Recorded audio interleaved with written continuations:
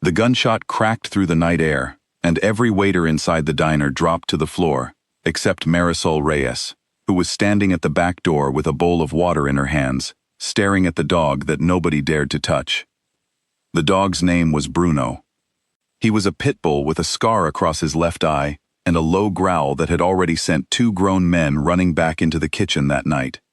He was tied to a metal pipe behind the diner, straining against his leash, his teeth bared at anyone who came close. Inside, through the cracked door, Marisol could hear raised voices, chairs scraping against the floor, and a man shouting orders in a tone that made her blood run cold. She did not know what was happening inside that private room at the back of Rosalie's diner, and she did not want to know. All she knew was that this dog was suffering, pulling at his leash so hard that the skin around his neck had begun to bleed, and nobody was paying him any attention. Marisol had worked at Rosalie's for almost 3 years. It was not a glamorous job. The pay was low, the hours were long, and her feet ached every night by the time she got home to her small apartment above the laundromat. But the diner was close to her mother's apartment, and on slow nights she could sit with her for an hour before her shift started. Her mother had been sick for the better part of a year now, and the medical bills had piled up faster than Marisol could pay them. She picked up every extra shift she could, including the late ones, the ones nobody else wanted, the ones where strange men in expensive suits would rent out the back room and tell the staff to stay away. Everyone at the diner knew who used that back room. Nobody said his name out loud, but everyone knew. Vittorio Marchetti ran half the docks and most of the trade that moved through them, and when his people needed somewhere quiet to talk, Rosalie's back room was where they went. The owner, an old woman named Rosalie Conti, had made a deal with him years ago that nobody questioned. In exchange for the rent he paid, the diner stayed open, the staff stayed safe, and nobody asked what was said behind that closed door. Marisol had seen Vittorio Marchetti only a handful of times. He was not what she expected the first time she saw him. He did not shout. He did not need to. He walked into a room, and the room simply became quiet around him, the way the air goes still before a storm. He was tall, with dark hair combed back and sharp eyes that seemed to measure everything they landed on. He always wore a long coat, even in the warmer months, and he never smiled at the staff, though he was never unkind to them either. He tipped generously and left without a word. Tonight was different. Tonight there was shouting, and the sound of a fist hitting a table, and somewhere in the middle of it all, Bruno had been left tied outside, forgotten, terrified. Marisol set the water bowl down a few feet from him and crouched low, the way she used to do with the stray cats that lived behind her old apartment building when she was a girl. She did not reach for him. She did not speak in the high, nervous voice that people used with frightened animals, the voice that made them feel more cornered, not less. She simply stayed low and still and let him look at her. "You don't have to like me," she said quietly. "You just have to know I'm not going to hurt you." Bruno's growl did not stop, but it grew softer, less certain. His ears, which had been flat against his skull, twitched forward slightly. Marisol waited. She had all the patience in the world when it came to frightened things, because she had spent a lifetime being one herself, and she knew that fear did not respond well to force. It responded to time. Behind her, the back door of the diner banged open, and a man stumbled out, his nose bleeding, his hand pressed against his ribs. He did not look at Marisol. He staggered toward the parking lot and got into a car that peeled away into the night with a screech of tires. Marisol's heart pounded, but she did not move from her crouched position near the dog. Moving suddenly now, with the fear still thick in the air, would undo everything. A moment later, a second man came to the door. This one did not stumble. He walked with the same slow, deliberate confidence Marisol remembered from the handful of times she had seen him before. Vittorio Marchetti stepped out into the cool night air, straightening the cuffs of his coat, and stopped when he saw her. "Get away from him," he said. His voice was low, but there was an edge of alarm in it that surprised her. "He's not safe." "He's fine," Marisol said, not looking away from the dog. "He's just scared." "He bit my last 3 handlers," Vittorio said. "One of them lost 2 fingers. He is not scared. He is dangerous." "Maybe he's both," Marisol said. She reached out, slowly, and let her hand hover a few inches from Bruno's nose, giving him the choice. For a long moment, nothing happened. Then Bruno leaned forward, just slightly, and pressed his nose against her palm. Vittorio went very still. In 3 years of owning that dog, in 3 years of watching grown men flinch away from him, in 3 years of Bruno's growl clearing rooms faster than any threat Vittorio had ever made, he had never once seen the animal let a stranger this close. Not his own men. Not the veterinarian who came to check on him twice a year, sedated and muzzled for everyone's safety. Nobody. "What did you do?" he asked. "Nothing," Marisol said, finally looking up at him.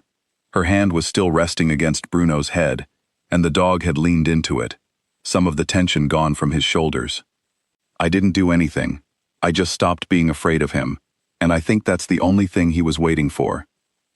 Vittorio studied her for a long moment. He was a man who read people for a living, who had built an entire career on knowing when someone was lying, when someone wanted something, when someone was afraid. He looked at Marisol Reyes, kneeling in the gravel behind a diner in her stained apron, calming down the one creature on earth he had never been able to control, and he could not read anything in her, except exactly what she had said. She was not afraid. She simply cared. "What's your name?" he asked. "Marisol." "You work here?" 3 years, she said. "You've probably seen me. I usually bring the coffee." He had not noticed her before. Not really. Not the way he was noticing her now. That bothered him more than he wanted to admit. He was a man who noticed everything, who built his entire life on noticing things before anyone else did, and somehow this woman had been 3 feet away from him for years, and he had never seen her at all. "He needs to go back to the car," Vittorio said, nodding toward the black sedan idling at the curb. "Can you get him to walk?" Marisol looked at Bruno, then back at Vittorio. "You want me to walk your dog to your car?" "I want to see if he'll do it without drawing blood," Vittorio said, "which is more than my own men can manage." Marisol considered this for a moment, then stood up slowly, keeping her movements calm and unhurried. She picked up the end of the leash, careful not to pull, and clicked her tongue softly. "Come on then," she said to the dog, and to her own surprise as much as Vittorio's, Bruno rose to his feet and walked beside her, calm as anything, all the way to the car. Vittorio walked a few steps behind them, watching, his expression unreadable in the dim light of the parking lot. When they reached the car, Marisol opened the back door, and Bruno climbed in without protest, circling once before settling onto the seat. "He's never done that," Vittorio said quietly. It was not quite a question, and it was not quite a statement either. It was something closer to disbelief. "Dogs know when someone respects them," Marisol said, closing the door gently. "Most people don't. They either baby them, or they try to scare them into behaving. He's smart enough to know the difference." Vittorio reached into his coat and pulled out a money clip, peeling off several bills without counting them. He held them out to her. "For your trouble." Marisol looked at the money, then at him. "I didn't do it for money," she said. "He was hurting himself, pulling against that leash. I couldn't just stand there and watch." For the first time since she had known of him, Vittorio Marchetti looked genuinely surprised. Most people in his world took money the moment it was offered, no questions asked, because money was the only language anyone in his line of work seemed to understand. This woman had just turned down more cash than she probably made in a week, for the simple reason that she had not done anything worth being paid for. "Take it anyway," he said, softer this time. "Buy something for your mother." Marisol's breath caught. She had not mentioned her mother to anyone at this diner in months, had certainly never mentioned her to a man like Vittorio Marchetti. "How do you know about my mother?" "I make it my business to know things," he said simply, and this time there was no threat in it, only the plain truth of a man who paid attention to details most people missed. "Take the money, not for tonight. For being decent to something that scared everyone else in my life away." She took it, finally, because refusing twice felt like an insult, and because the truth was that her mother's next round of medication cost more than she had in her account. "Thank you," she said quietly. Vittorio nodded once, then turned toward the driver's side of the car. Before he got in, he paused and looked back at her. "What time do you finish your shift?" 2 in the morning, Marisol said, confused by the question. "Someone will walk you to your car when you're done," he said. It was not an offer. It was already decided. The docks aren't safe this late, especially not tonight. Before she could argue, he was in the car, and it pulled away from the curb, taillights disappearing into the dark. Marisol stood there for a long moment, the folded bills still warm in her hand, wondering what exactly had just happened, and wondering, with a small and unwelcome flicker of curiosity, whether she would see either the dog or his owner again. She went back inside, tucking the folded bills into the pocket of her apron, and found the diner in a strange kind of hush. The other waiters were peering through the little round window in the kitchen door, whispering among themselves, watching her, as though she had just walked out of a fire without a single burn on her skin. "You're insane," said Nora, a younger waitress who had only been at Rosalie's for a few months. "Do you know whose dog that was? Do you know whose car that was?" "I know," Marisol said, tying her apron back into place. "And you just walked up to it?" "Everybody who works the back room says that dog is half wild. Frank from the kitchen says it took a chunk out of a man's arm last spring." "He wasn't wild," Marisol said. "He was scared, and nobody had bothered to notice the difference." Nora shook her head, half in disbelief, and half in something that looked almost like admiration, and went back to clearing tables. Marisol carried on with the rest of her shift, as though nothing unusual had happened, refilling coffee cups, wiping down the counter, listening to the old radio behind the register, play the same 3 songs it always played. But her mind kept drifting back to the parking lot, to the way the dog's growl had softened under her hand, to the strange stillness in Vittorio Marchetti's face when he realized what she had done.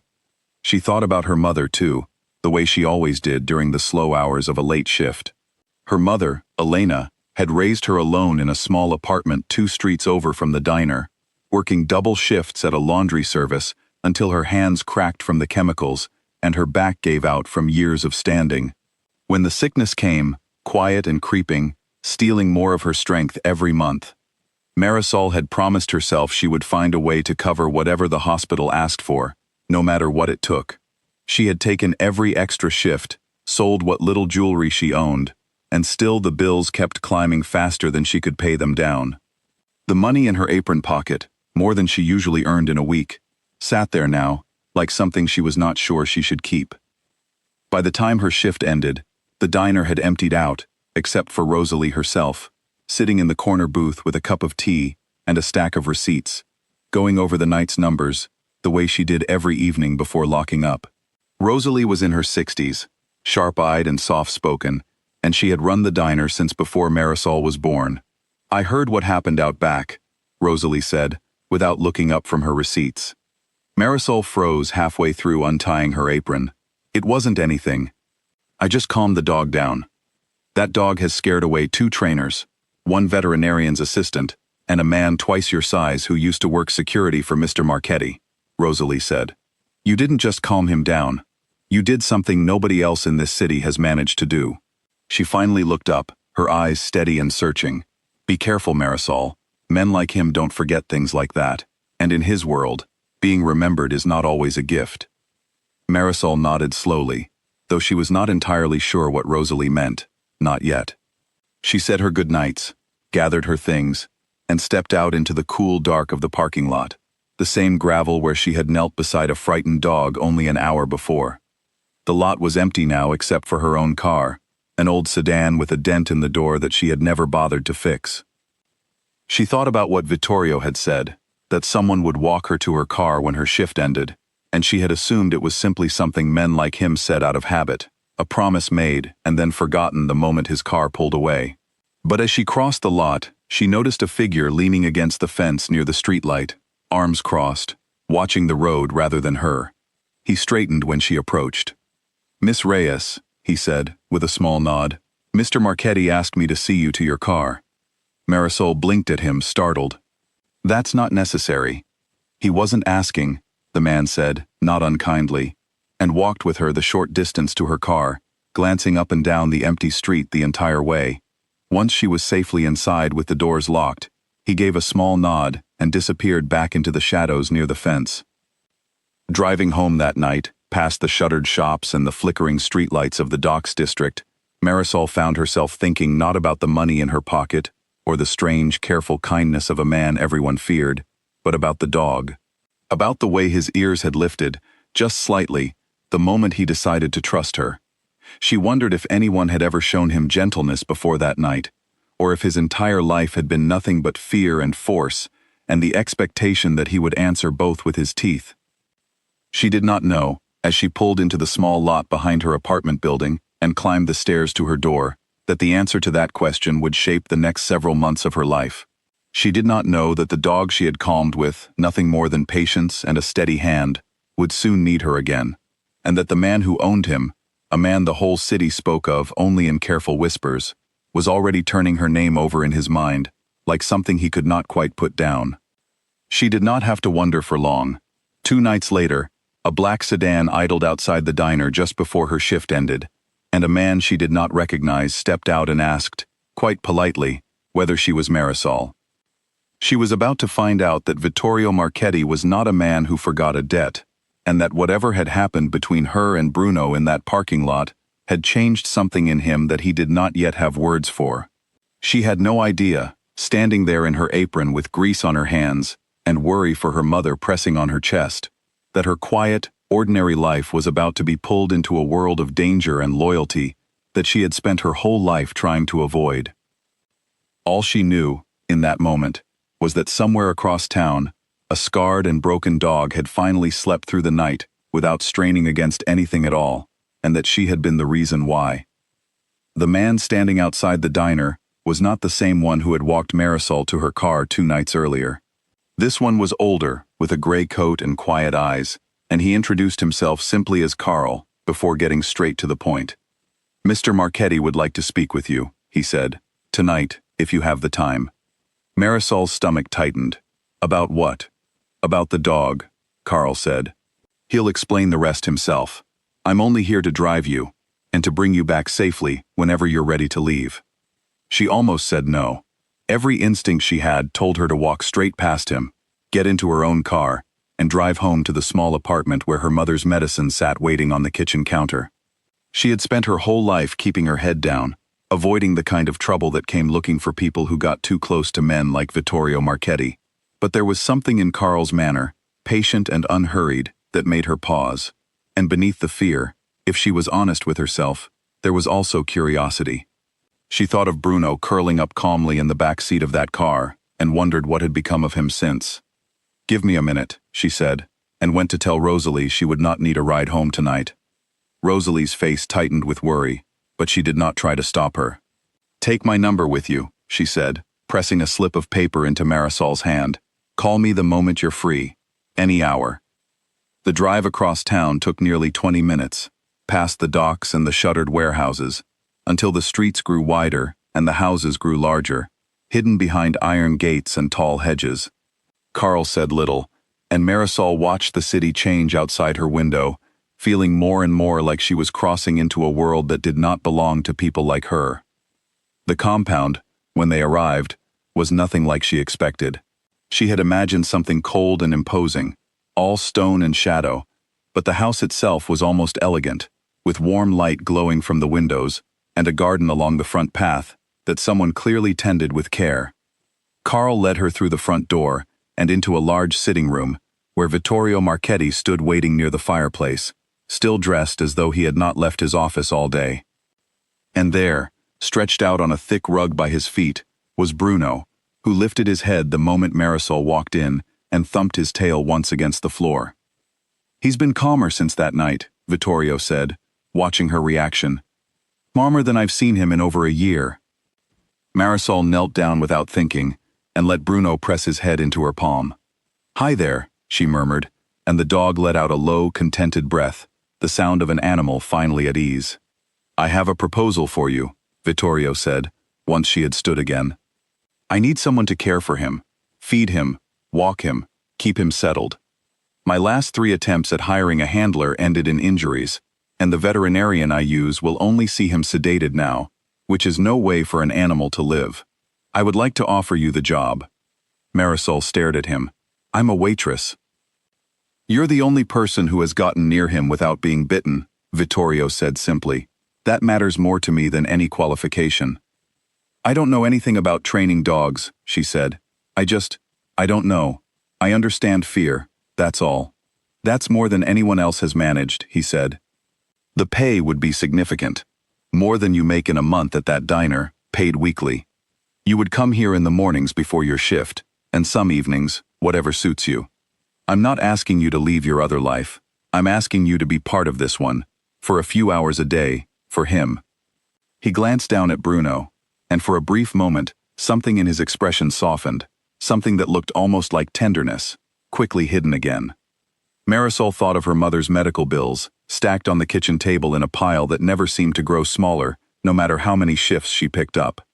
She thought of the exhaustion that had settled into her bones over the last year, the constant arithmetic of rent and medicine and food that never quite balanced. And she thought of every warning Rosalie had ever given her about the kind of world that existed behind the closed door of that back room. "Why does it matter so much to you?" she asked. "He's a dog. You could replace him." Something flickered across Vittorio's face, there and gone so quickly she almost missed it. "He was given to me by someone I lost," he said quietly. "A long time ago. He's the only thing left of that person, and I will not let him suffer because I don't know how to reach him."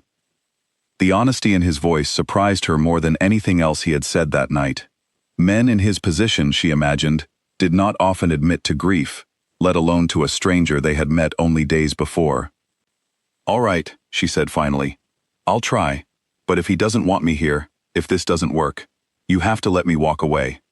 "Agreed," Vittorio said, and something in his shoulders eased, as though a weight he had been carrying for a long time had finally shifted. Her first morning at the compound began before sunrise, the sky still gray when Carl picked her up from her apartment. Bruno was waiting by the door when she arrived, tail wagging, and the sight of him greeting her so plainly, so without suspicion, filled her with a warmth she had not expected. She walked him through the garden, then along a quiet path that ran behind the property, and for the first time in longer than she could remember, her mind was empty of worry, filled only with the rhythm of paws on gravel and the calm weight of the leash in her hand. It was on the third morning that she first saw Vittorio in a different light. She had arrived early, before Carl had planned to pick her up, having walked the last stretch herself because she could not sleep and did not want to sit alone in her apartment with her thoughts. She found Vittorio in the garden, alone, sitting on a stone bench with his coat off and his sleeves rolled up, looking older and more tired than he ever appeared in his tailored suits. "You're not usually here this early," he said, without turning. "Couldn't sleep," she admitted, sitting on the far end of the bench, Bruno settling between them with a contented sigh. "You? I don't sleep much," Vittorio said. "Never have. There's always something that needs watching. That sounds exhausting." "It is," he said, and for once there was no guard in his voice, no careful distance. "You wouldn't understand what it's like, carrying a business like mine. Every relationship is a transaction. Every kindness has a price attached, even if no one says it out loud.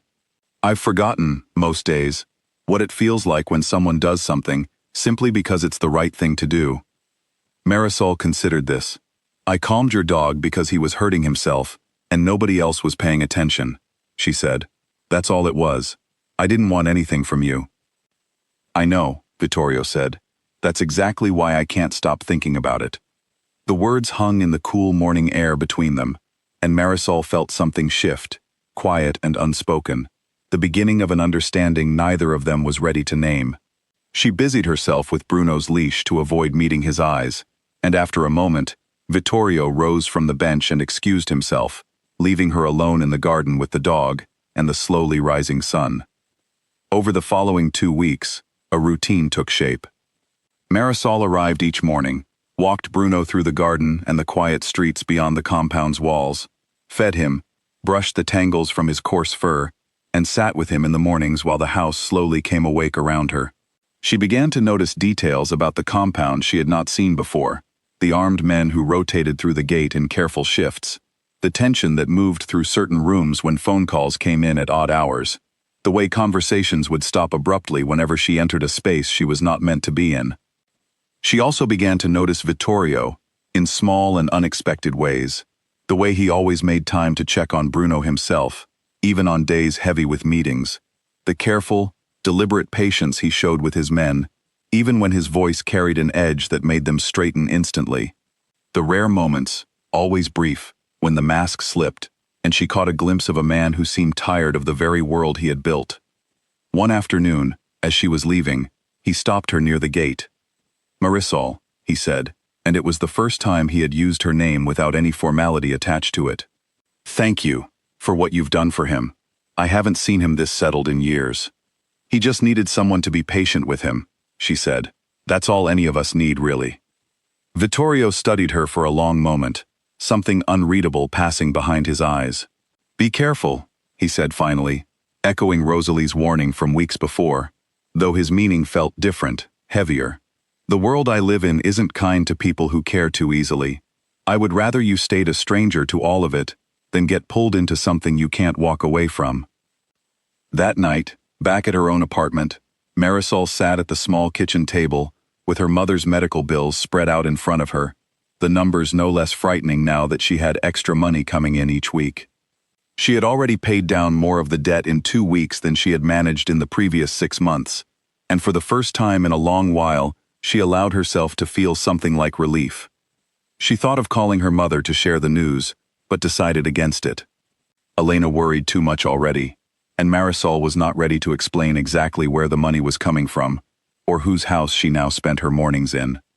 Her mother noticed anyway. 2 days later, when Marisol stopped by after her shift to bring groceries, Elena studied her daughter's face with the sharp, knowing look that only mothers seem to possess. "You look different," Elena said, settling into her armchair by the window, her breathing slower and more labored than it had been the month before. "Tired, but different. Good tired."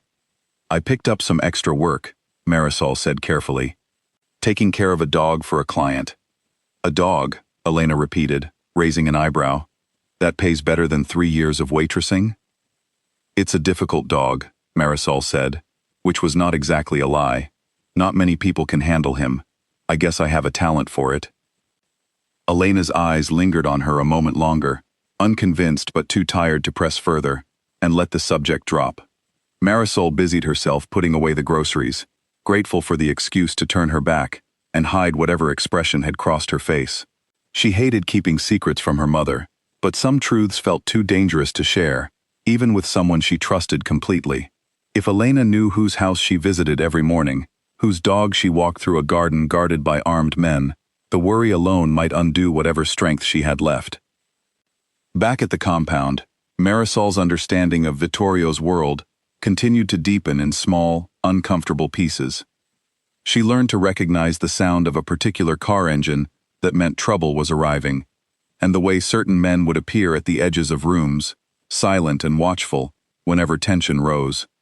She learned not to ask questions when phone calls interrupted breakfast, and sent Vittorio disappearing into his study for hours at a time, his voice low and clipped through the closed door. One morning she arrived to find the household staff moving with unusual urgency, boxes being carried from one wing of the house to another, extra guards posted at the gate who had not been there the day before. Carl met her at the door with none of his usual calm. "Perhaps today isn't the best day," he said. "Things are unsettled." He glanced over his shoulder toward the study, where 2 unfamiliar men stood waiting near the window, their jackets heavy, despite the mild morning, their eyes tracking every person who crossed the hallway. Marisol had learned by now not to ask who such men were or why they had come. She had learned that some questions, however small, were better left unspoken inside these walls. "Is Bruno all right?" she asked, already scanning the entryway for the dog. "He's fine, restless, but fine. It might do him good to see you, honestly. He's picked up on the tension same as the rest of us." Carl rubbed a hand over his tired face and lowered his voice. "Take him around the far side of the garden if you can, away from the study windows. No sense in either of you sitting in the middle of all this."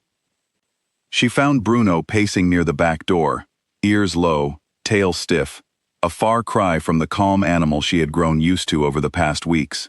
He came to her the moment she crouched down, pressing his weight against her legs, and she stayed with him a long while, murmuring softly until his breathing slowed and the stiffness left his shoulders. Vittorio found them there an hour later, still sitting together on the floor of the hallway. He looked drawn, the lines around his eyes deeper than she had seen them before, though he made an obvious effort to soften his expression when he saw her. "I'm sorry about the chaos," he said. "There's been a disagreement with another family in the city. Nothing that concerns you." "It concerns Bruno," Marisol said, nodding toward the dog now resting his head in her lap. "He feels everything that happens in this house, whether anyone means for him to or not." Vittorio crouched down slowly, resting a hand briefly on Bruno's back, and for a moment, the three of them sat together in silence, the hallway quiet except for the distant sound of men moving furniture and boxes somewhere deeper in the house. "I never wanted this life for anyone close to me," he said, almost to himself. "Not for him. Not for anyone." "Then why do you keep living it?" Marisol asked, before she could stop herself. Vittorio's eyes met hers, and for a long moment he said nothing, as though the question had reached somewhere he did not often let anyone touch. "Because I inherited it," he said finally. "The same way some people inherit a house or a name. I didn't choose this world, Marisol. I was born into it, and by the time I was old enough to understand what it meant, there was no clean way out, not without losing everyone and everything I was supposed to protect." "That sounds lonely," she said quietly. "It is," he admitted. "It has been, for a long time." He looked at her then, with an openness that startled them both, as though the words had slipped out before he could stop them, and quickly rose to his feet, straightening his coat, as though to put the guarded version of himself back on like armor. "You should go. Carl will drive you to the diner. I have matters to attend to."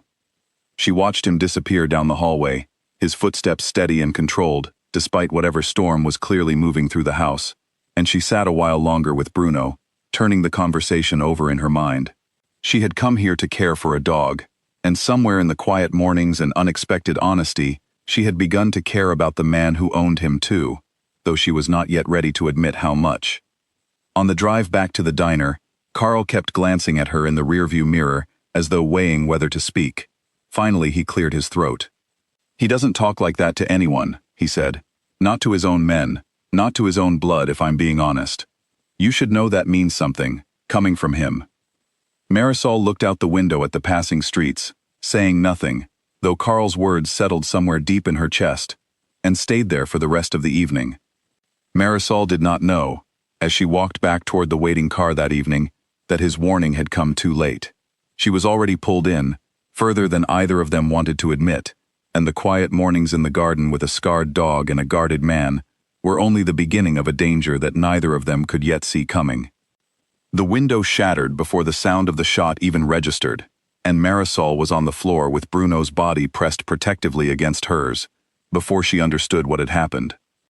It was a quiet Tuesday morning, or it had been, until glass rained down across the study floor, and a single bullet buried itself in the wooden frame above the fireplace, inches from where Vittorio had been standing only a moment before.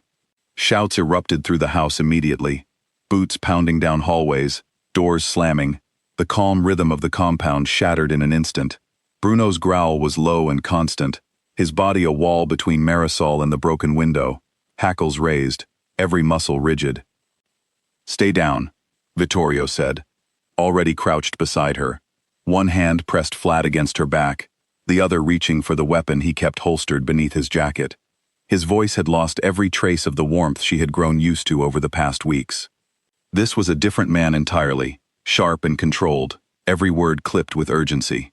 Carl burst into the room seconds later, already speaking into a small radio clipped to his collar, directing men toward the perimeter, toward the tree line beyond the garden wall where the shot had likely come from. Marisol's ears were ringing, her hands trembling against the cold floor, and it was only Bruno's steady weight against her side that kept her from falling apart entirely. "Is anyone hurt?" Carl asked, scanning the room. "We're fine," Vittorio said, though his eyes stayed locked on Marisol as he said it, checking her over with a kind of desperate thoroughness that had nothing to do with business and everything to do with fear. "Get her somewhere safe, now."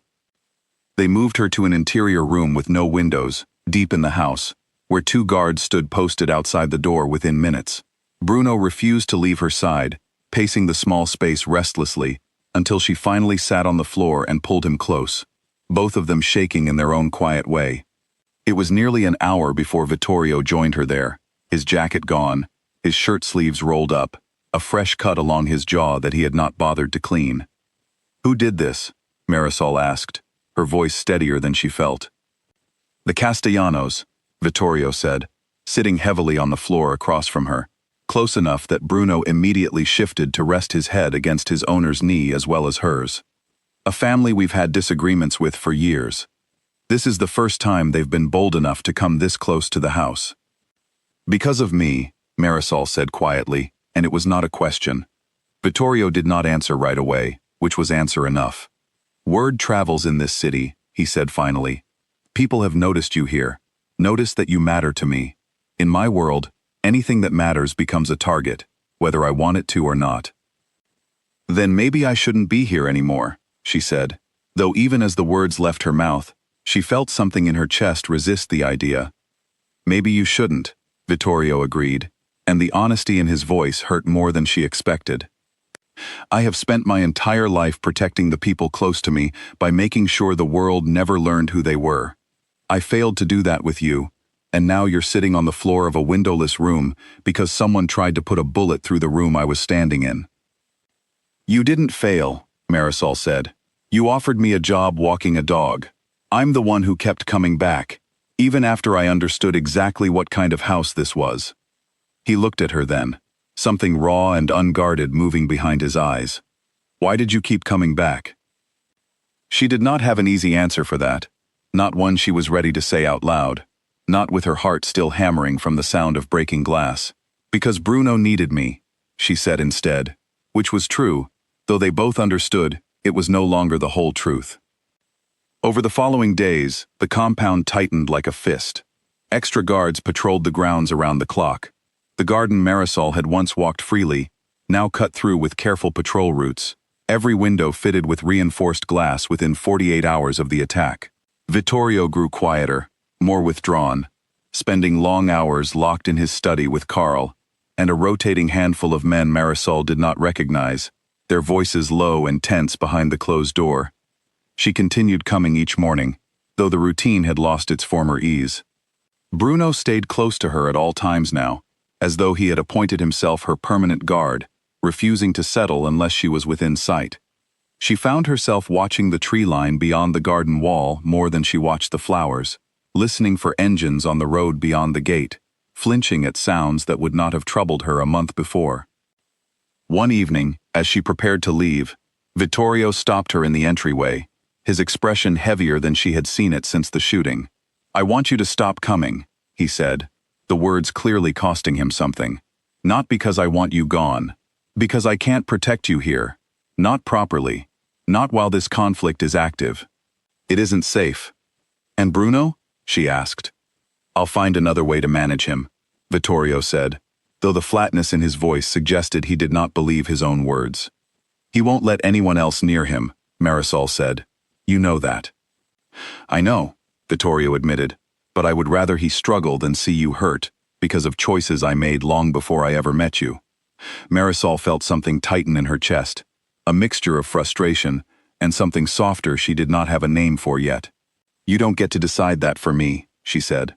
"I've spent my whole life being careful, being invisible, staying out of anything that might cause trouble, and for the first time in years, I feel like I actually matter to someone, to something, beyond just paying bills and surviving one day to the next. You don't get to take that away because you're scared." "I'm not scared for myself," Vittorio said, his voice rough. "I'm scared for you." "Then let me decide what risks I'm willing to take," she said. "The same way you decide yours every single day."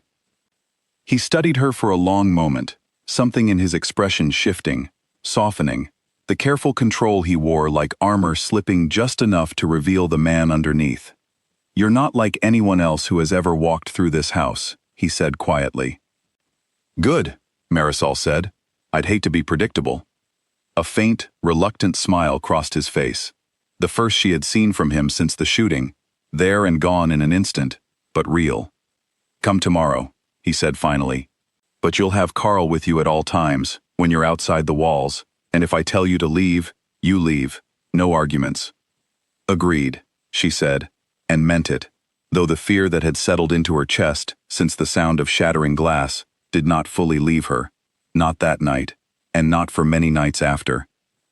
Bruno, sensing the shift between them, pressed himself against both their legs, tail wagging slowly, as though satisfied that some fragile peace had been reached, even if the danger circling the house had not gone anywhere at all. The days that followed carried a strange, uneasy rhythm. Marisol's shifts at the diner continued as before, though Rosalie watched her more closely now, noticing the new tension around her eyes, the way she jumped at the sound of a door slamming too hard. Marisol said nothing of the shooting, unwilling to burden the older woman with the truth, though she suspected Rosalie understood more than she let on. At the compound, Vittorio began involving her, in small ways, in decisions about the household's safety, asking her opinion on matters she never expected to have a voice in, listening when she suggested changes to Bruno's routine that might ease his stress during the heightened security. It was clear, in ways neither of them said aloud, that whatever line had once separated employer from employee had blurred beyond recognition. Carl noticed it too, and though he never commented directly, Marisol caught him watching the two of them with a quiet, knowing expression whenever they stood too close or lingered too long over a conversation that had nothing to do with the dog at all. Late one night, after a tense meeting with two of Vittorio's most trusted men, Marisol found him alone in the garden again, sitting on the same stone bench where they had first spoken honestly weeks before. She sat beside him without a word, and for a long while neither of them spoke, the only sound the soft rustle of wind through the hedges and Bruno's steady breathing at their feet. "I keep thinking about what would have happened if that bullet had found you instead of the wall," Vittorio said finally. "It didn't," Marisol said gently. "This time," he said, "I've buried people I loved because of this life, Marisol. I don't know if I could survive burying you too." The words hung between them, heavier than anything he had said before, and Marisol felt the last of her careful distance crumble away entirely. She reached for his hand, and he let her take it, his fingers closing around hers with a kind of quiet desperation that told her everything his careful words had not. Neither of them spoke of what it meant, not that night, though something had shifted permanently between them, something neither the danger outside the walls nor the world Vittorio had inherited could undo.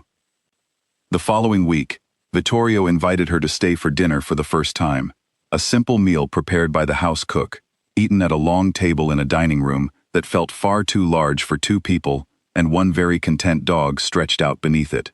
Marisol found herself laughing for the first time in what felt like months, real laughter, unguarded, at a story Vittorio told about Bruno as a puppy, stealing shoes from every guard who ever tried to discipline him. He was never mine to control, Vittorio admitted, swirling the wine in his glass. Even then, I think that's why I loved him so much. Everyone around me does exactly what I tell them. He never has. Maybe that's what you needed, Marisol said. Someone who wouldn't just obey. Vittorio's eyes met hers across the table, something unspoken passing between them, and for a long moment, neither of them looked away. Maybe, he said quietly.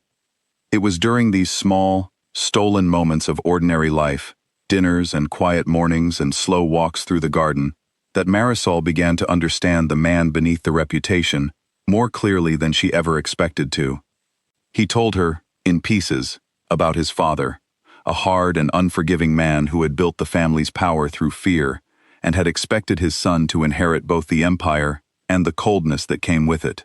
He told her about losing his mother young, about the years he had spent trying to be exactly what his father demanded, and about the slow, painful realization that he did not want the life he had been given, even as he understood there was no clean way to walk away from it. "Why not leave?" Marisol asked one evening, as they sat together on the garden bench, Bruno's head resting heavy across both their laps. "Truly leave. Start somewhere new." "It isn't that simple," Vittorio said. "There are men who depend on me, families who depend on the stability I provide, even if the business itself is not something I'm proud of. If I walked away tomorrow, the vacuum I left behind would be filled by someone far worse, someone with none of the restraint I've tried to maintain. I've spent years trying to steer this organization towards something less destructive, even if it means staying in a role I never wanted. That sounds like a heavy thing to carry alone, Marisol said. It has been, Vittorio admitted, until recently. She did not ask him to explain what he meant. She did not need to. The warmth in his voice said enough, and she felt an answering warmth rise in her own chest, tangled uncomfortably with the fear that still lived there since the sound of breaking glass. Rosalie noticed the change in her most clearly of all. One slow afternoon at the diner, as Marisol wiped down the counter for the third time without actually needing to, the older woman set down her cup of tea and studied her carefully. "You're falling for him," Rosalie said, not unkindly. Marisol's hands stilled on the counter. "It's not like that." "It's exactly like that," Rosalie said. "I've run this diner for 30 years, child. I've seen every kind of person walk through that door, and I know the look of someone who's already halfway gone, whether she wants to admit it or not." She reached across the counter and took Marisol's hand, her grip surprisingly firm for a woman her age. "I'm not going to tell you not to feel what you feel, but I need you to understand what you're walking into. Men like Vittorio Marchetti don't get to choose peace, not fully, not while the world he was born into keeps pulling at him. If you stay close to him, you have to be prepared for a life that will never be entirely safe." "I know," Marisol said quietly. "Do you?" Rosalie asked. "Because the girl who calmed that dog 3 weeks ago didn't know yet what it would cost her. I think you're starting to find out." Marisol thought of the shattered window, of Bruno's body pressed protectively against hers, of the fear that had lived in her chest every day since. She thought, too, of the quiet mornings in the garden, of Vittorio's rare, unguarded laughter, of the way he looked at her as though she were the one steady thing in a world built entirely on uncertainty. "I think it's already too late to ask whether it's worth the cost," she said. "I think I already decided that without meaning to." Rosalie squeezed her hand once more, her expression softening into something like resigned affection. "Then be careful," she said, "and know that whatever happens, you have people here who care about you too. Don't let his world make you forget that." That night, driving back to the compound for one of the evening visits that had become a quiet, unspoken ritual between them, Marisol found herself thinking about everything Rosalie had said, weighing it against the steady warmth that had grown in her chest over the past weeks. She thought about her mother, still unaware of exactly whose house she visited each day, still believing the extra money came from nothing more dangerous than a difficult dog. She thought about the danger that had already found its way to the compound once, and the quiet certainty in her gut that it was not finished. Not yet. When she reached the gate, Carl was waiting for her, his usual calm replaced by something more watchful. He walked her inside without his usual small talk, glancing repeatedly toward the road behind them, and once they were safely through the front door, he finally spoke. "There's been chatter," he said quietly, so only she could hear. "Nothing confirmed, but enough that Mr. Marchetti has doubled the watch on you specifically, not just the house. I wanted you to know, so you're careful about your own routine too. The diner, your apartment, the drive between them. Vary your timing where you can." The warning settled cold in her stomach, but she nodded, grateful for his honesty, even as fear crept back into the edges of her thoughts. She found Vittorio waiting in the sitting room, Bruno already at his feet, and the moment their eyes met, she understood that he had heard the same chatter Carl had, and that it weighed on him more heavily than he was willing to say aloud. What neither of them knew, sitting together that fragile moment of peace, was that the Castellano family was not finished, and that their next move would not be aimed at the house at all, but at the one person inside it who had no guards, no weapons, and no way to protect herself when it came. The van pulled up beside Marisol before she had even reached her car, and by the time she registered the danger, a hand had already clamped over her mouth and dragged her backward into the dark. It happened outside the diner, at the end of a shift that had felt ordinary in every way, the parking lot quiet, except for the hum of the streetlights and the distant sound of traffic a few blocks away. She had been reaching for her keys when the side door of a gray van slid open behind her, and two men moved so quickly that she barely had time to scream before she was inside, the door sliding shut, the van pulling away from the curb before anyone at the diner even noticed the commotion. They did not hurt her, not at first, though the ropes around her wrists were tight enough to bruise, and the blindfold they forced over her eyes made every second stretch into an eternity of fear.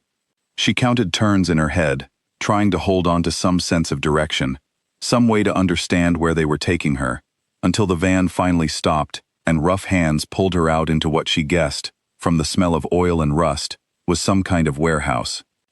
"You're going to help us get a message to your boyfriend," a voice said, low and unfamiliar, once the blindfold came off. She was in a large, dim space, stacked with crates, a single bare bulb hanging overhead.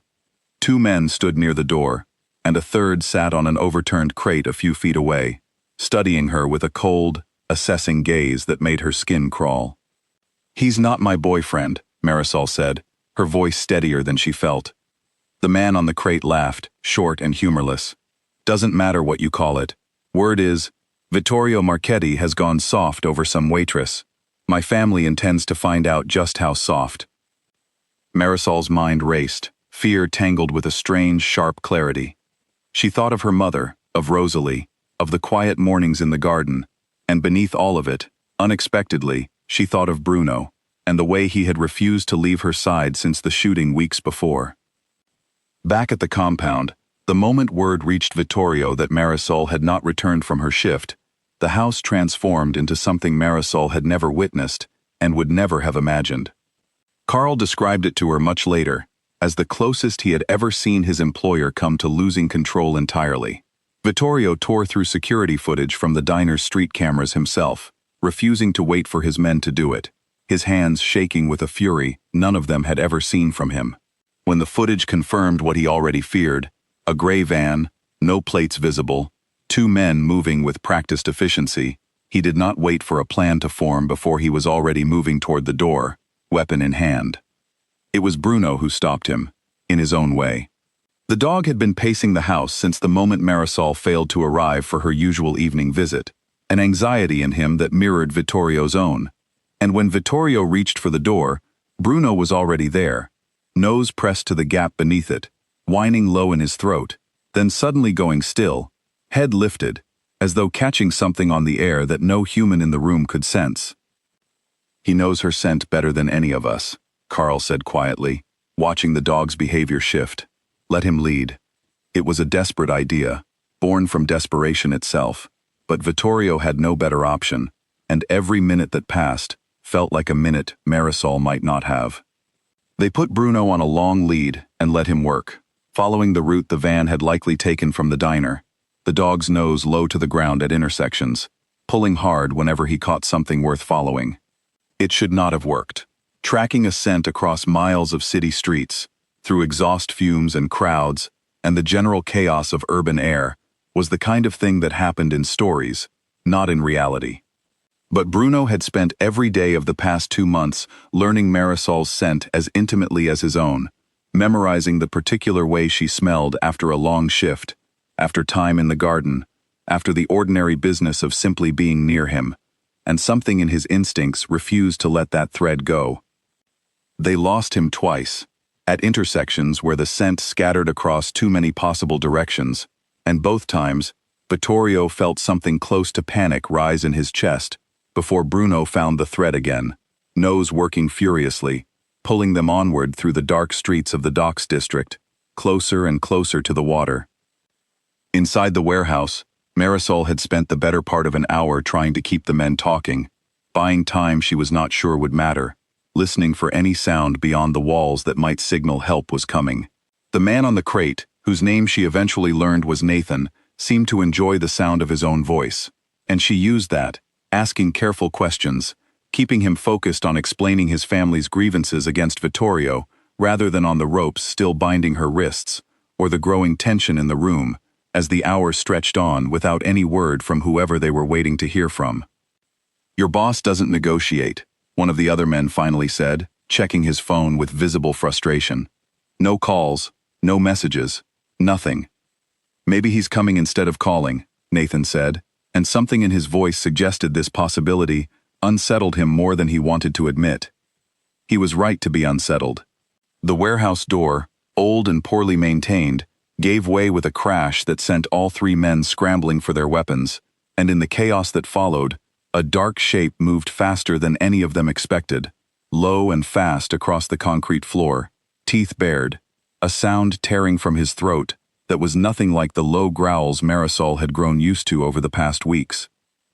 Bruno went straight for the man nearest her, the one who had raised his weapon a fraction too slowly, and the fight that followed was brief, brutal, and entirely one-sided. Vittorio came through the door seconds behind the dog, moving with a cold, focused precision that Marisol had never witnessed before, disarming Nathan before the man had fully processed what was happening, his own weapon trained steady on the third man until Carl and two others swept in behind him to secure the scene. It was over in less than a minute, though to Marisol, still bound to the crate, it felt like it stretched across an eternity. Marisol.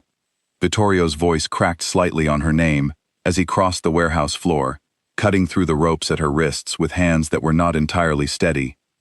"Are you hurt? Did they hurt you?"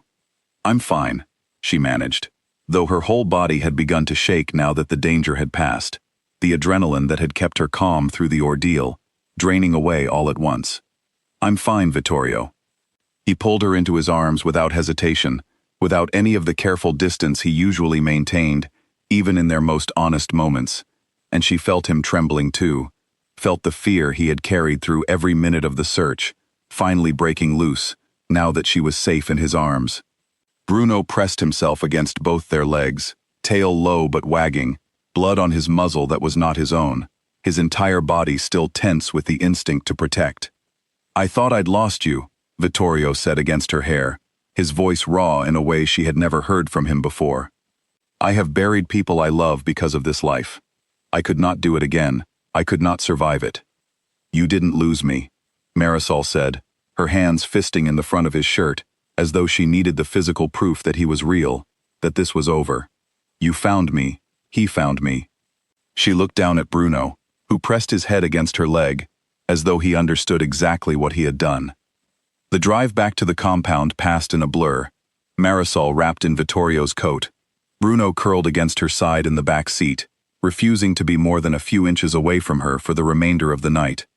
Carl drove in tense silence, occasionally glancing in the rearview mirror, his own relief visible in the set of his shoulders now that the crisis had passed. But the rescue had not come without cost. Word spread through the city within hours that Vittorio Marchetti had stormed a Castellano stronghold with almost no backup, exposing himself in a way he had never done before, all for a woman with no name in his world, no title, no protection beyond whatever he chose to give her. To his enemies, it was a weakness laid bare, a vulnerability they had not known existed and would not hesitate to exploit again.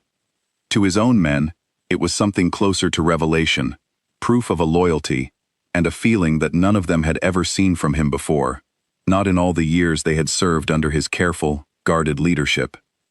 Vittorio understood the cost even as he carried her through the front doors of the compound that night, understood that he had just handed every rival in the city a new way to reach him, a new target far softer than any warehouse or any business deal.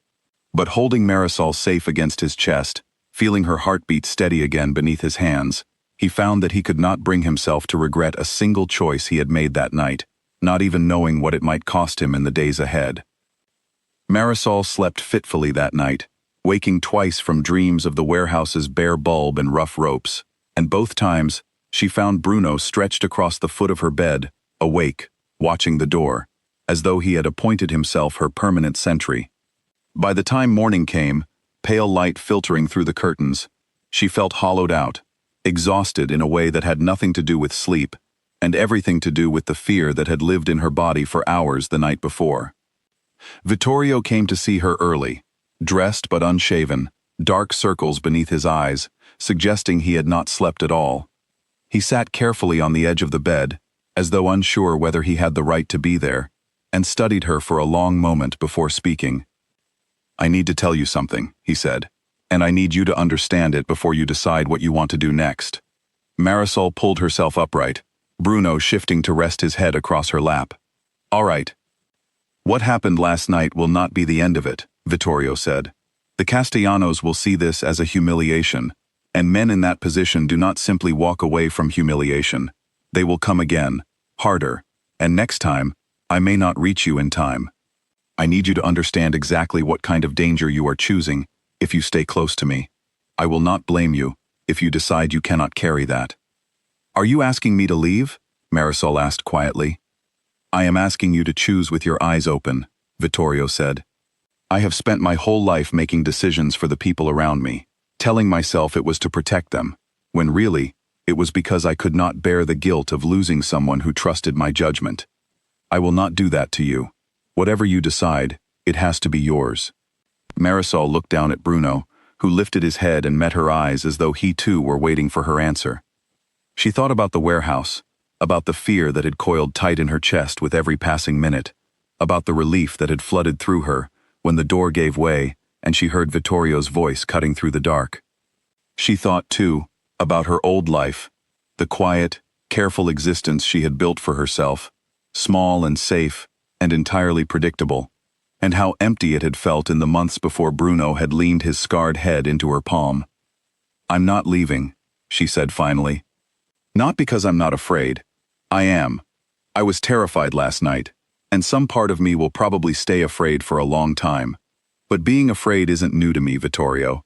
I've been afraid my whole life, of bills I couldn't pay, of losing my mother, of never being more than invisible. At least this fear comes with something worth being afraid for. Vittorio's jaw tightened, emotion moving visibly across his face before he could master it. You deserve a life without any of this, he said. A life where the worst thing that happens to you is a bad shift at the diner, not a warehouse and a rope, and men who would have hurt you without a second thought. Maybe I do, Marisol said, but I don't want that life if it means walking away from this one. From you. She reached for his hand, and he let her take it, the same way he had in the garden weeks before, though this time, neither of them pulled back from what the gesture meant. Over the following days, the compound settled into a new and heightened rhythm.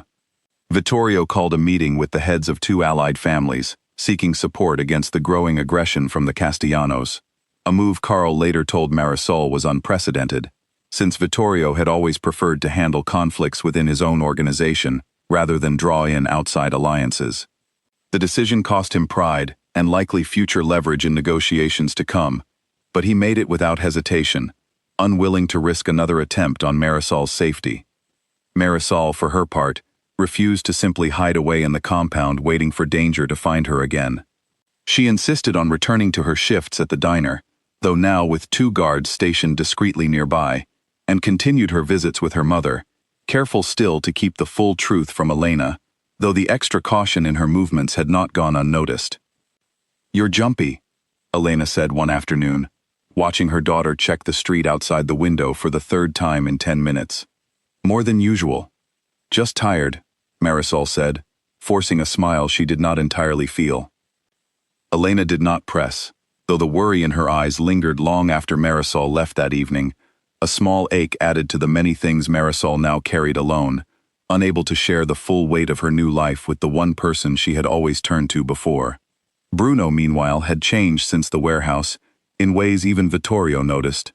He no longer left Marisol's side for more than a few minutes at a time, sleeping outside her door when she stayed at the compound, insisting on accompanying her, even on the short walk from the car to the diner's back entrance, growling low at any stranger who lingered too long nearby.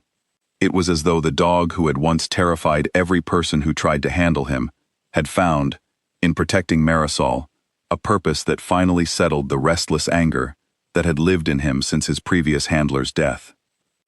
He'd die for you, Vittorio said one evening, watching Bruno pace a slow, careful circle around Marisol as she sat reading in the garden. I've never seen him attached to anyone the way he's attached to you, not even to me, and I raised him from a puppy.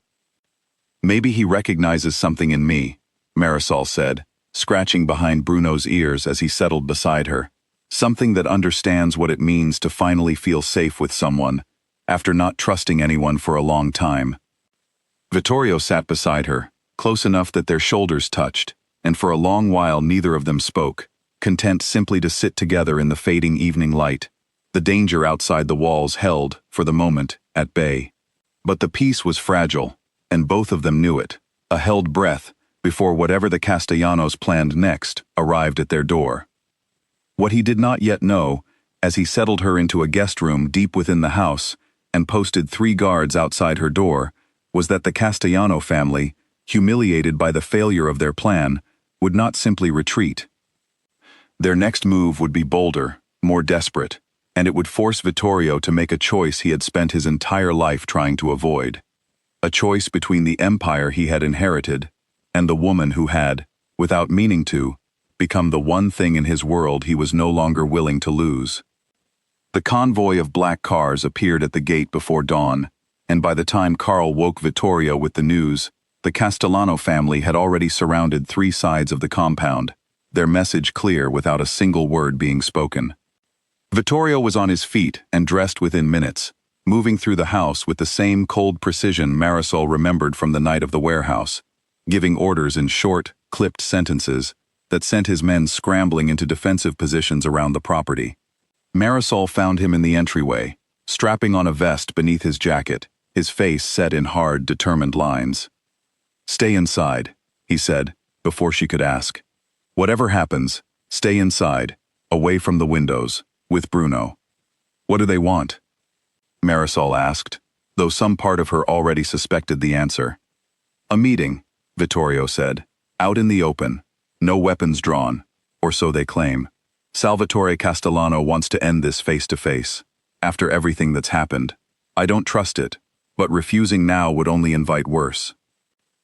"Then I'm coming with you," Marisol said. "Absolutely not. You said yourself that Bruno won't settle unless he can see me," Marisol said. "And you can't leave him locked inside during something like this, not after everything he's done. If I stay close, he stays calm, and a calm dog who can smell danger before any of your men see it might be worth more to you out there than another gun." Vittorio's jaw tightened, torn between the truth of what she said and every instinct screaming at him to keep her as far from danger as possible. In the end, it was Carl who settled the argument, pointing out that Bruno had already proven, more than once, that his loyalty and his senses could tip a dangerous situation in their favor, and that keeping Marisol nearby, surrounded by armed men who would die before letting harm reach her, was likely safer than leaving her isolated and unprotected inside a house that had already been shot at once. They met the Castellanos in the wide, open stretch of lawn between the main house and the front gate, a careful distance maintained between the 2 groups, hands visible, weapons holstered but not far from reach. Salvatore Castellano was an older man, silver-haired and sharp-eyed, flanked by Nathan, whose face still carried a faint bruise from his encounter with Bruno weeks earlier. Bruno's growl started the moment they came into view, low and steady, though he held his position at Marisol's side, disciplined, despite every instinct, clearly urging him toward the men who had once held her captive. "You've caused me a great deal of trouble, Marchetti," Salvatore said, his voice carrying easily across the open grass. "My nephew humiliated, my men embarrassed by a dog and a waitress. I could have simply escalated. Instead, I came to talk." "Then talk," Vittorio said, his voice flat and controlled. "This conflict has cost both our families more than either of us can afford," Salvatore said. "Territory disputes that go back to our fathers, disputes I am tired of carrying into another generation. I am prepared to offer a truce, formal and binding, if you are willing to discuss the terms my people have proposed regarding the eastern docks." Vittorio's eyes narrowed.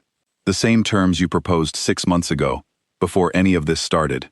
Terms that would have cost me half my income and left your family controlling every shipment that moves through this city.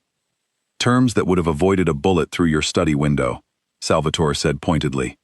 "And an unfortunate incident involving your dog and 3 of my men." The tension between the 2 men crackled across the open lawn, and Marisol felt Bruno's body go rigid beside her, sensing the danger in the air even without understanding the words being exchanged. She kept a steady hand on his back, murmuring low, and though he did not fully relax, he held his position, trusting her the way he always did. "I won't hand over the docks," Vittorio said finally, "not the terms you proposed before, and not now. But I am willing to discuss a fairer division, one that doesn't require either of our families to bleed for the next decade over a piece of coastline neither of us truly needs to control alone." Salvatore studied him for a long moment, his gaze flicking briefly to Marisol and Bruno before returning to Vittorio. "You've changed since the last time we spoke," he said, something almost curious in his tone. "Softer, some might say. Though I notice your dog nearly took my nephew's arm off, so perhaps not entirely." "I've learned there are things worth protecting beyond territory and profit," Vittorio said. "That doesn't make me soft.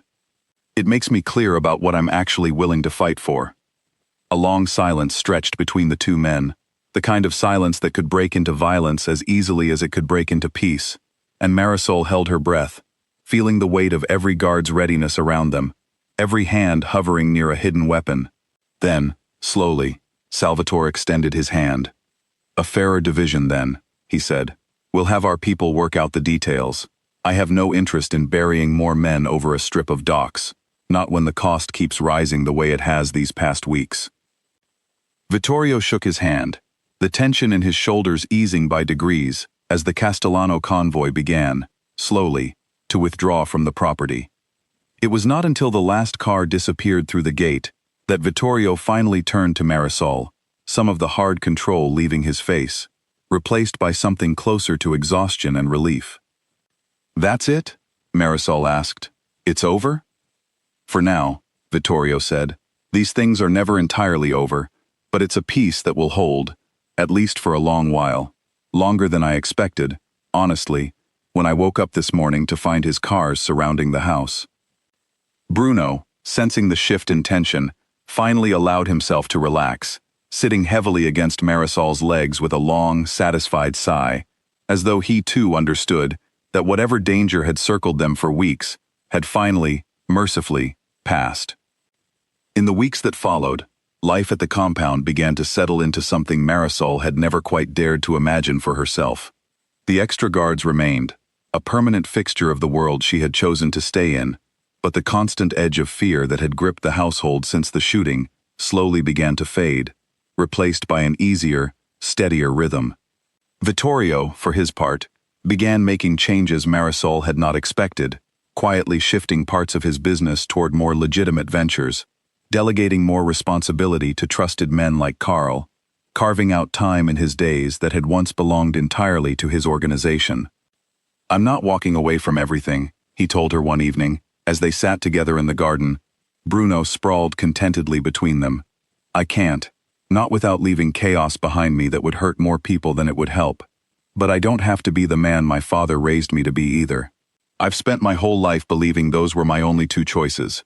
You showed me there might be another way." Marisol thought of her mother, who she had finally told the truth, sitting her down one quiet afternoon and explaining, as gently as she could, exactly whose house she had been visiting each morning, and exactly how much her life had changed.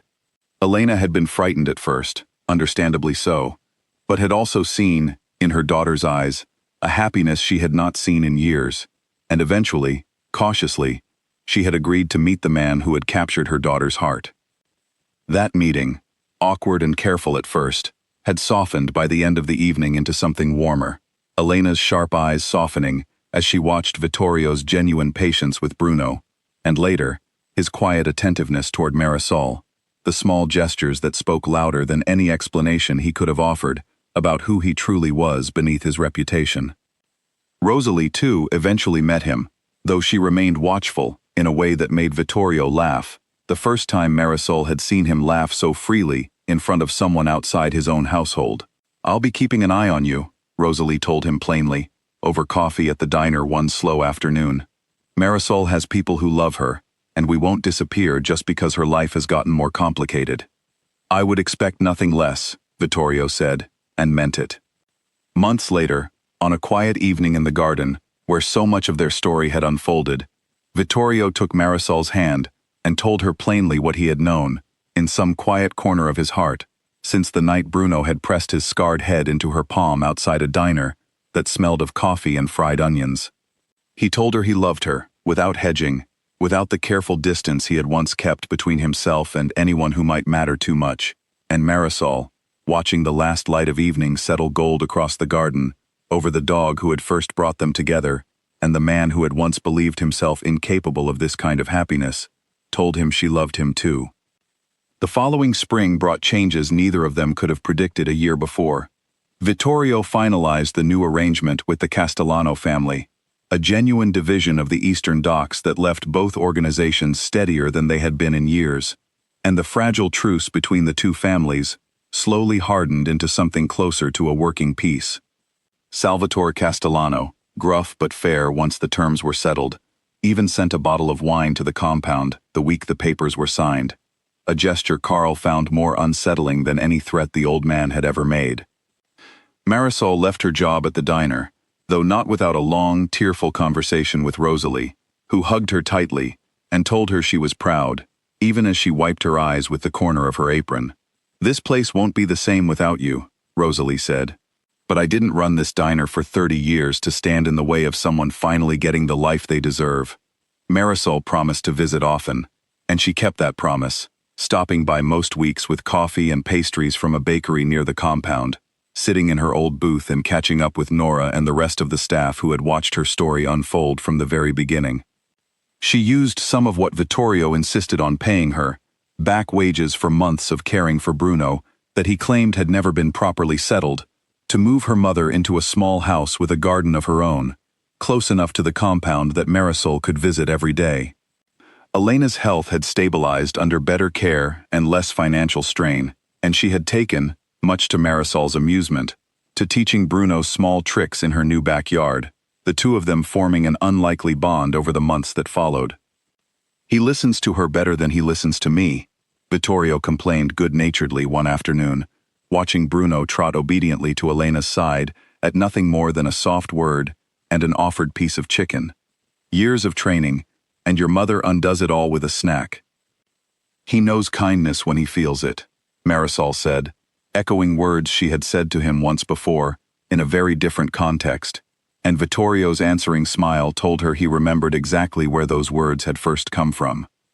Life at the compound settled into a rhythm that would have seemed impossible to Marisol only a year earlier.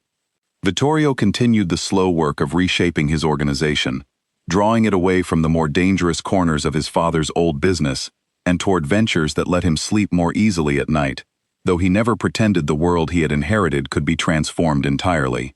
There were still meetings behind closed doors, still tension that occasionally crept through the house on difficult days, still a careful watchfulness in the guards who patrolled the grounds.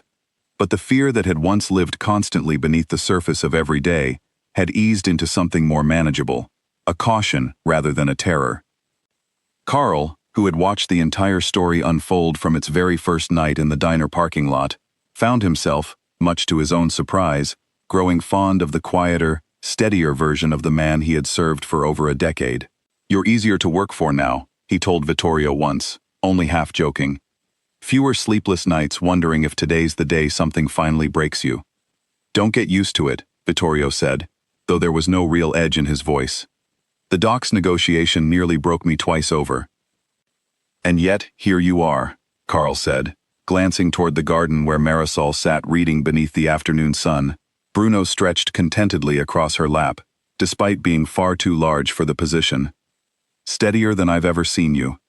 Vittorio did not argue the point, because there was nothing in him left that wanted to. On a warm evening, nearly a year to the day since Marisol had first knelt in a gravel parking lot to calm a frightened, wounded dog, Vittorio arranged a quiet dinner in the garden, string lights woven through the hedges, a table set simply beneath the same stone bench where so many of their most honest conversations had unfolded. Marisol arrived to find Bruno waiting at the garden gate, a small velvet box tied with ribbon hanging from a loop on his collar, his tail wagging with an excitement that told her, even before she understood what was happening, that something important was about to unfold. She knelt down, laughing despite the sudden pounding of her heart, and untied the ribbon with trembling fingers, only to look up and find Vittorio standing a few feet away, having crossed the garden in the moments she had been distracted by the dog, now kneeling in the grass in front of her. "I told you once that I had forgotten what it felt like when someone did something simply because it was the right thing to do," he said, his voice steady despite the emotion clearly moving beneath it. "You reminded me, not just with Bruno, with everything. You walked into a world that terrified everyone else who came near it, and instead of running, you stayed, and you made it better, and you made me better along with it." Marisol felt tears gathering at the edges of her eyes. her hands still holding the small velvet box, unopened. "I don't have a simple life to offer you," Vittorio continued. "I never will. Not fully. There will always be some danger at the edges of it, some part of my world that follows us, no matter how far I try to steer away from it. But I would rather face all of that with you beside me than live the rest of my life safe and untouched and utterly alone. Marisol Reyes, will you marry me?"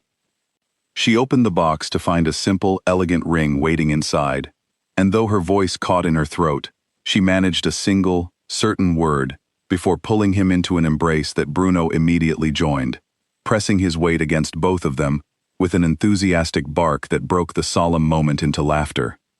"Yes," she said again, once she could speak properly, tears streaking down her face, even as she smiled wider than she had in years. "Yes, of course, yes." Bruno, sensing the shift in the air between them the way he always did, rose from his spot on the grass and pressed himself against both their legs, tail wagging slowly, as though satisfied, at last, that the two people he loved most in the world had finally found their way to each other.